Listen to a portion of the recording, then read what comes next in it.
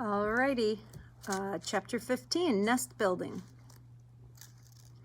I wonder if this chapter is called nest building. What is the author trying to tell us? Could nest building be some foreshadowing of what's going to happen in this chapter? I also wonder what it tells us about the time period of this. Can we sense that time is moving on? And how does time passing on affect a book like The Secret Garden? What could the author be trying to hint about with something like nest building? Chapter 15. Please follow along as I'm reading. After another week of rain, the high arch of blue sky appeared again, and the sun, which poured down, was quite hot.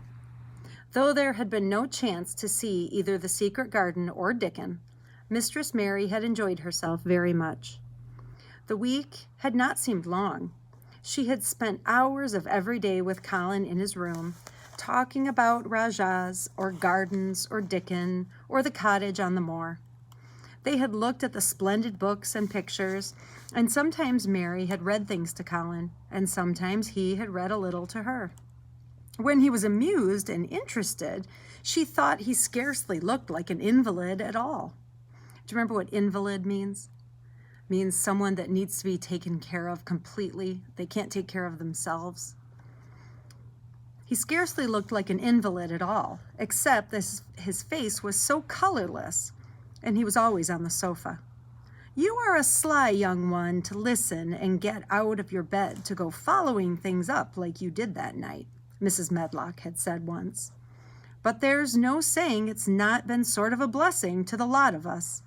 He's not had a tantrum or a whining fit since you made friends. The nurse was just going to give him up the case. The nurse was just going to give up the case because she was so sick of him. But she says she doesn't mind staying now that you've gone on duty with her," laughing a little.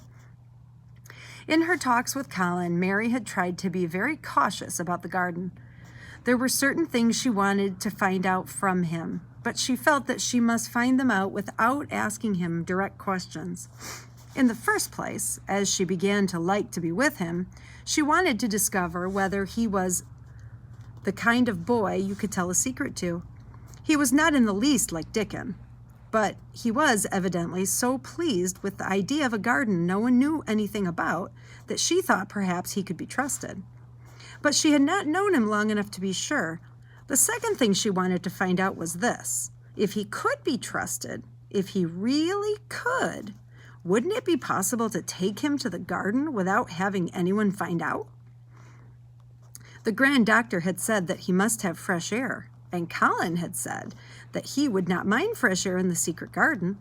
Perhaps if he had a great deal of fresh air, and knew Dickon and the robin, and saw things growing, he might not think so much about dying. Mary had seen herself in the glass sometimes lately when she had realized that she looked quite different from the creature. When she realized that she looked quite a different creature from the child she had been when she arrived from India. This child looked nicer. Even Martha had seen the change in her. "The air from the moor has done thee good already," she had said. "Thou'rt not nigh so yeller, and thou'rt not nigh so scrawny. Even thy hair doesn't slump down on thy head so flat. It's got some life in it, so as it sticks out a bit." "It's like me," said Mary. "It's growing stronger and fatter. I'm sure that there's more of it." "It looks it, for sure," said Martha, ruffling it up a little around her face. "Thou'rt not half so ugly when it's that way, and there's a bit of red in the cheeks." If gardens and fresh air had been good for her, perhaps they would be good for Colin. And then, if he hated people to look at him, perhaps he would not like to see Dickon. "Why does it make you angry when you are looked at?" she inquired one day. "I always hated it," he answered, "even when I was very little. Then, when they took me to the seaside and I used to lie in my carriage, everyone used to stare, and ladies would stop and talk to my nurse, And then they would begin to whisper, and I knew that they were saying I shouldn't live to grow up. Then sometimes the lady would pat my cheeks and say, "Poor child." Once when a lady did that, I screamed out loud and bit her hand. She was so frightened she ran away. "She thought you had gone mad like a dog," said Mary, not at all admiringly. "I don't care what she thought," said Colin, frowning. "I wonder why you don't scream and bite me. Why you didn't scream and bite me when I came into your room," said Mary. Then she began to smile slowly. "I thought you were a ghost or a dream," he said. "You can't bite a ghost or a dream, and if you scream, they won't care." "Would you hate it if a boy looked at you?" Mary asked uncertainly. He lay back on his cushion and paused thoughtfully. "There's one boy," he said quite slowly, as if he were thinking over every word. "There's one boy, I believe, I shouldn't mind. It's the boy who knows where the foxes live, Dickon." "I'm sure you wouldn't mind him," said Mary. "The birds don't, and other animals," he said, still thinking it over. "Perhaps that's why I shouldn't. He's a sort of animal charmer, and I am a boy animal." Then he laughed, and she laughed too. In fact, it ended in both of their laughing a great deal and finding the idea of a boy animal hiding in his hole very funny indeed. What Mary felt afterwards was that she need not fear about Dickon. On that first morning, when the sky was blue again, Mary wakened very early. The sun was pouring in slanted rays through the blinds.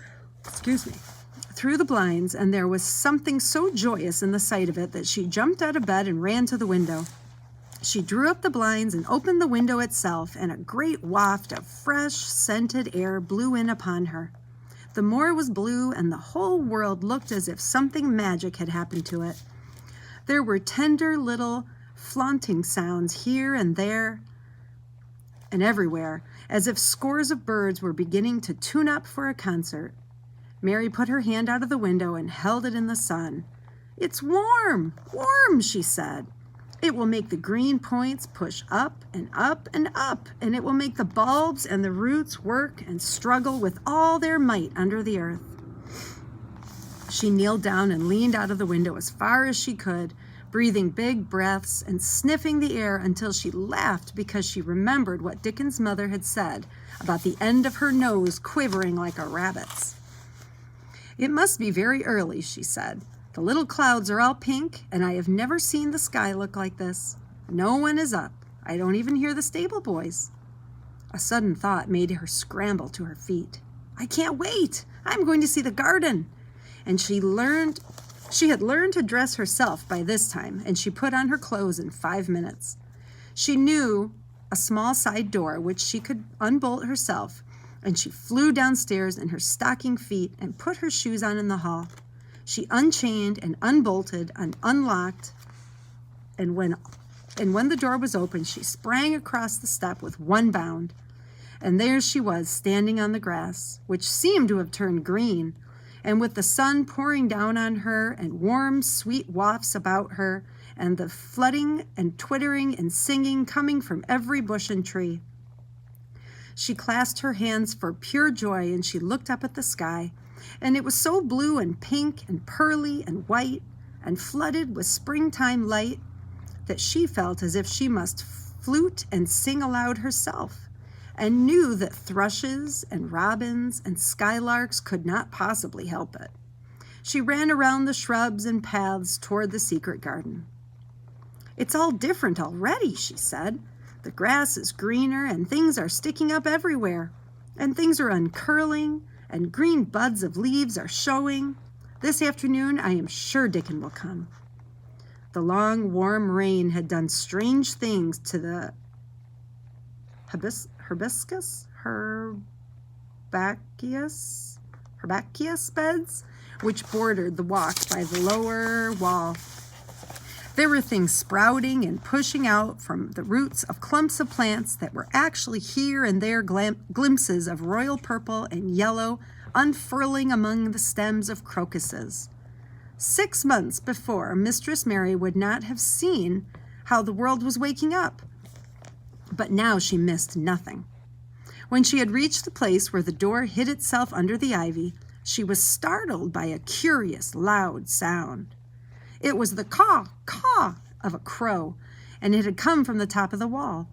When she looked up, there sat a big, glossy, plumaged, blue-black bird, looking down at her wisely indeed. Boys and girls, what do you think? It says, when she looked up, there sat a big, glossy, plumaged, blue-black bird. What do you think plumaged means? Have you ever heard that word plumage? It might be one of the words you want to look up. Definitely has something to do with the bird, since I see it in that context in the sentence. Looking down at her very wisely indeed. She had never seen a crow so close before, and he made her a little nervous. But the next moment he spread his wings and flapped away across the garden. She hoped he was not going to stay inside, and she pushed the door open, wondering if he would. When she got fairly into the garden, she saw that he probably did intend to stay, because he had alighted on a dwarf apple tree, and under the apple tree was lying a little reddish animal with a bushy tail, and both of them were watching a stooping body with rust red head of Dickon, who was kneeling on the grass working hard. Do you remember that word, alighted? Remember when the robin went over to Ben Weatherstaff's shovel and he alighted on top of it? Well, this time it says that the crow did intend to stay because he had alighted on the dwarf apple tree. Mary flew across the grass to him. "Oh, Dickon, Dickon," she cried out. "How could you get here so early? How could you? The sun has only just got up." He got up himself, laughing and glowing and tousled, his eyes like a bit of the sky.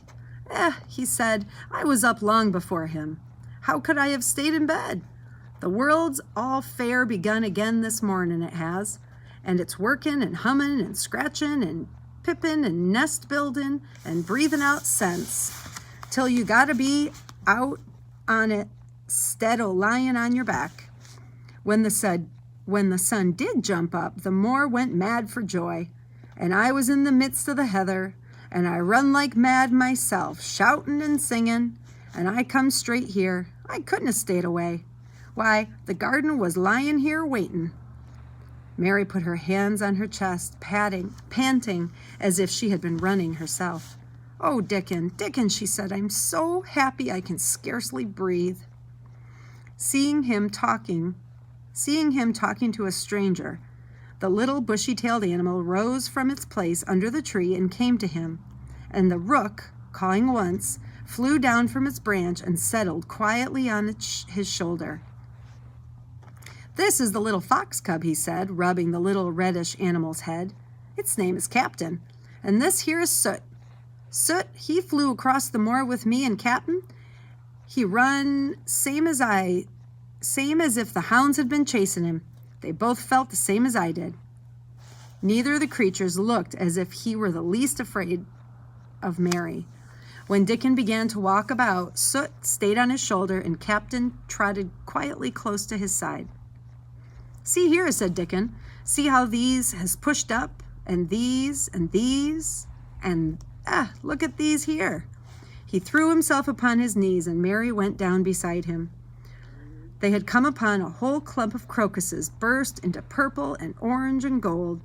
Mary bent her face down and kissed them and kissed them. "You never kiss a person in that way," she said when she lifted her head. "Flowers are so different." He looked puzzled but smiled.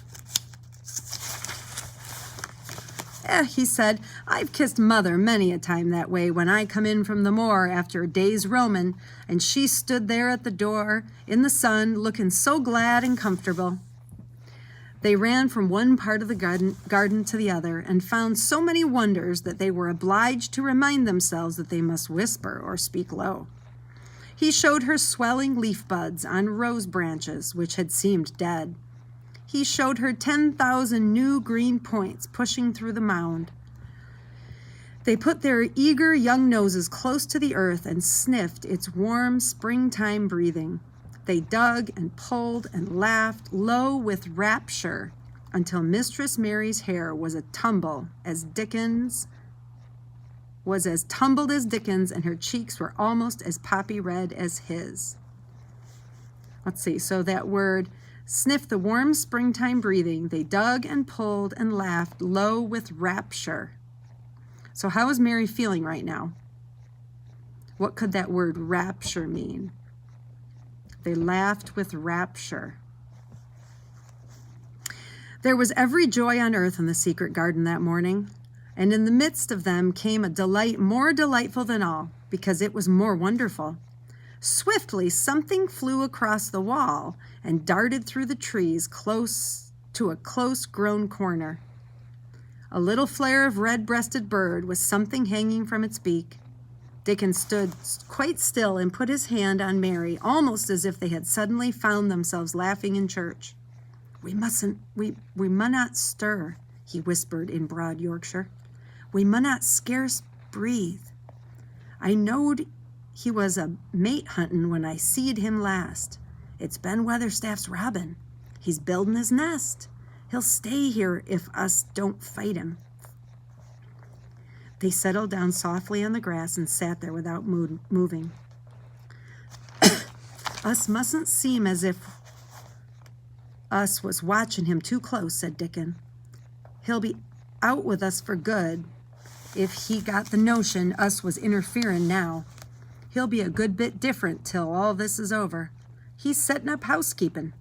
He'll be shyer and readier to take things ill. He's got no time for visiting and gossiping. Us must keep still a bit and try to look as if us was grass and trees and bushes.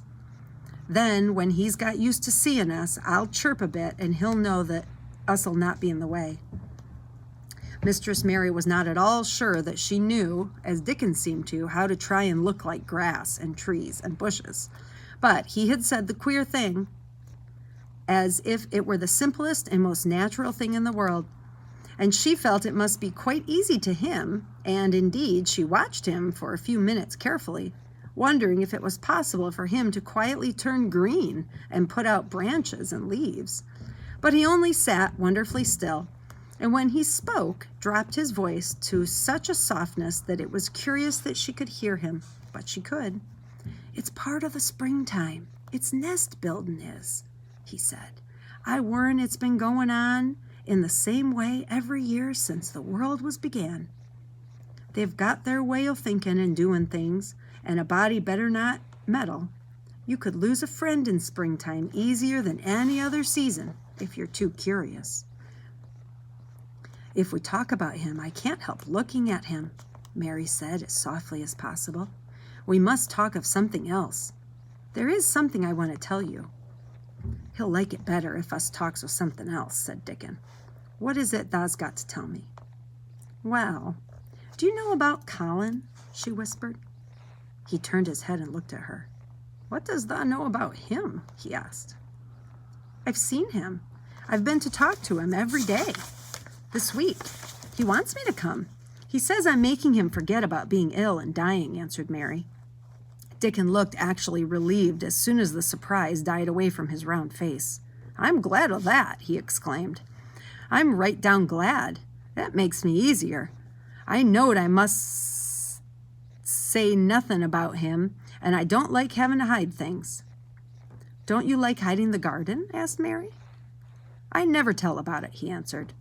But I says to Mother, Mother, I says, I got a secret to keep. It's not a bad 'un, and thou knows that.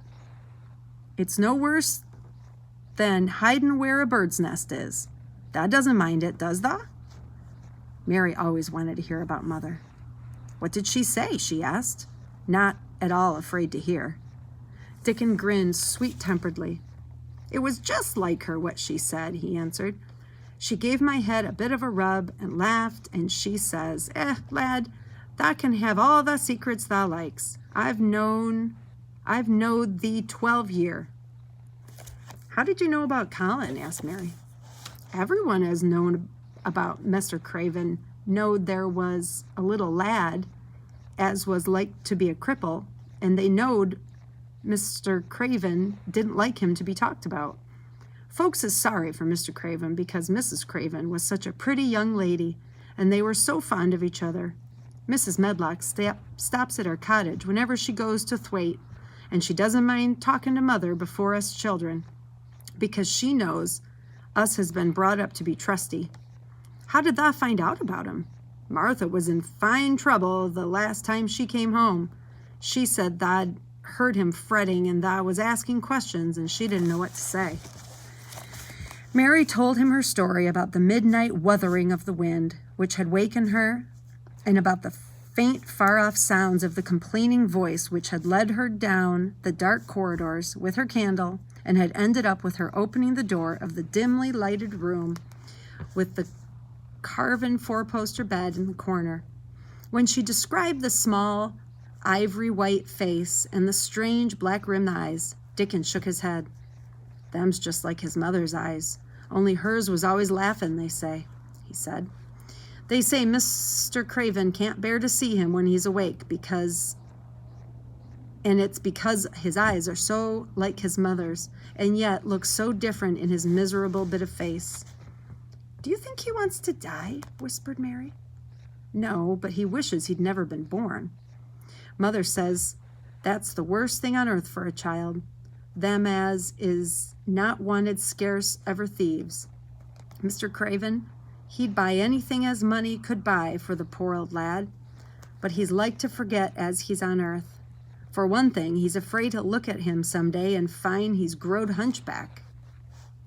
Colin's so afraid of it himself that he won't sit up, said Mary. He says he is always thinking that he should feel a lump coming and go crazy and scream himself to death. He oughtn't to lie there thinking things like that, said Dickon. No lad could get well as thought them sort of things. The fox was lying on the grass close to him, looking up to ask for a pat now and then, and Dickon bent down and rubbed his neck softly and thought a few minutes in silence. Presently he lifted his head and looked round the garden. When first we got in here, he said, it seemed like everything was gray. Look round now and tell me if thou doesn't see a difference. Mary looked and caught her breath a little. Why, she cried, the gray wall is changing. It's as if a green mist were creeping over it. It's almost like a green gauze veil. Aye, said Dickon, and it'll be greener and greener till the gray's all gone. Can thou guess what I'm thinking? What I was thinking? I know it was something nice, said Mary eagerly. I believe it was something about Colin. I was thinking that if he was out here, he wouldn't be watching for lumps to grow on his back. He'd be watching for buds to break on the rose bushes, and he'd likely be healthier, exclaimed Dickon. I was wondering if us could ever get him in the humor to come on out here and lie under these trees in his carriage. I've been wondering that myself. I've thought of it almost every time I've talked to him, said Mary. I've wondered if he could keep a secret, and I've wondered if we could bring him here without anyone seeing us. I thought perhaps you could push the carriage. The doctor said he must have fresh air, and he wants us to take him out one day,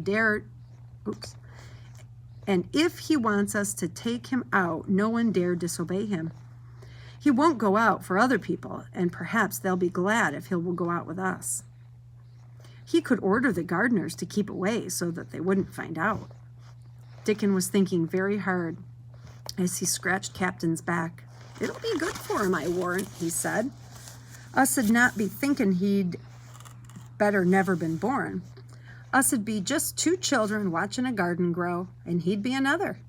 Two lads and a little lass just looking on at the springtime. I warrant it'd be better than the doctor's stuff. He's been lying in his room so long, and he's always been so afraid of his back that it has made him quite queer, said Mary. He knows a good many things out of books, but he doesn't know anything else. He says he's been too ill to notice things, and he hates going out of doors, and hates gardens, and hates gardeners. But he likes to hear about this garden, because it's a secret. I daren't tell him much, but he said he wanted to see it. Us'll have him out here sometime for sure, said Dickon. I could push his carriage well enough. Has thou noticed how the robin and his mate has been working while we've been sitting here? Look at him perched on the branch, wondering where'd be the best place to put that twig he's got in his beak. He made one of his low whistling calls, and the robin turned his head and looked at him inquiringly, still holding his twig.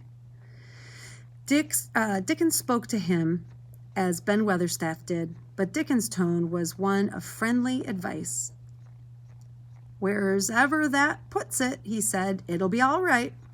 Thou knew how to build thy nest before thou came out of the egg. Get on with thee, lad. That's got no time to lose." "Oh, I do like to hear you talk to him," Mary said, laughing delightedly.